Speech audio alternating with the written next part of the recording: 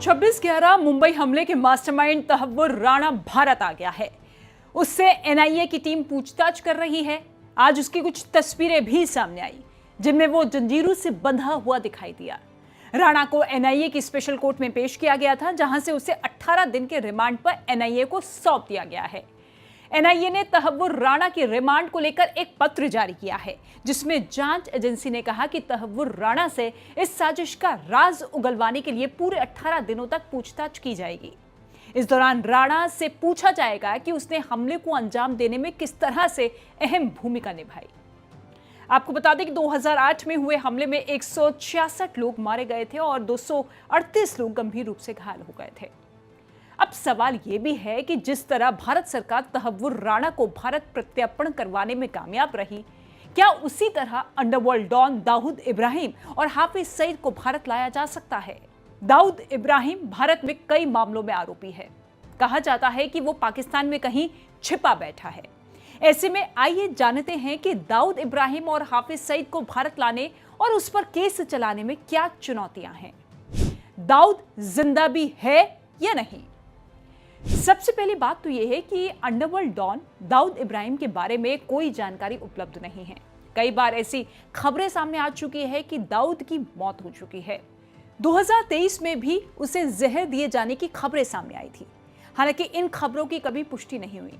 ऐसे में यह स्पष्ट नहीं है कि दाऊद इब्राहिम इस समय जिंदा है या नहीं, क्योंकि ना तो उसके बारे में कोई जानकारी सामने आती है और ना ही उसकी कोई तस्वीर। दाऊद इब्राहिम कहां है और इस समय क्या कर रहा है, इसकी भी सटीक जानकारी सुरक्षा एजेंसियों के पास मौजूद नहीं है। हालांकि माना यही जाता है कि दाऊद इब्राहिम को पाकिस्तान ने शरण दे रखी है और वो किसी खास लोकेशन में छिपा हुआ है।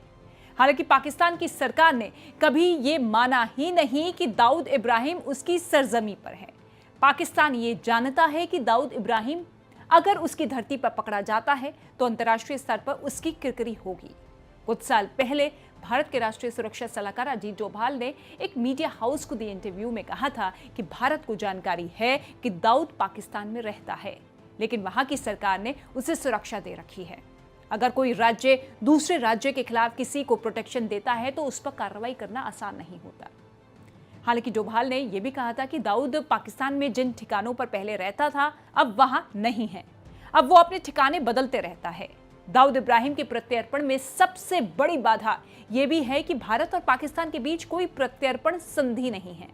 अगर पाकिस्तान ये मान भी लेता है कि दाऊद इब्राहिम पाकिस्तान में ही है, तो भी भारत के साथ प्रत्यर्पण संधि ना होने की वजह से उसे भारत के हवाले करने से इनकार कर सकता है। हाफिज सईद। भारत सरकार पाकिस्तान के मोस्ट वांटेड आतंकी हाफिज सईद को भारत लाने की तैयारी भी करती रही है। सरकार ने इसके लिए पाकिस्तान को कई बार ऑफिशियल पत्र के साथ जरूरी दस्तावेज भेजे, जिसमें पाकिस्तान के विदेश मंत्रालय से हाफिज को भारत सौंपने की मांग की गई। हाफिज सईद पर सबसे बड़ा आरोप 2008 में मुंबई पर हमला करवाने का है। इसके अलावा हाफिज कई मामलों में वांछित है। इस वक्त वो ग्लोबल टेररिस्ट है। उसे खुद संयुक्त राष्ट्र ने भी आतंकवादी घोषित कर रखा है। हाफिज सईद कश्मीर में भी कई फिदायीन हमले कर चुका है। बाकायदा पाकिस्तान में ट्रेनिंग कैंप चलाता है, जहां आतंकवादियों को ट्रेनिंग दी जाती है।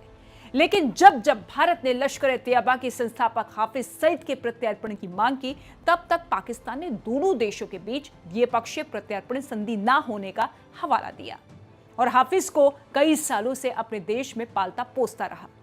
लेकिन अगर वो पाकिस्तान की सीमा के बाहर गिरफ्तार किया जाता है तो उसे भारत प्रत्यर्पित किया जा सकता है। लेकिन तहव्वुर राणा के मामले में जिस तरीके से जीत हासिल हुई है, अब उम्मीद दाऊद इब्राहिम और हाफिज सईद को लेकर भी होने लगी है कि जल्द उनका भी हिसाब होगा।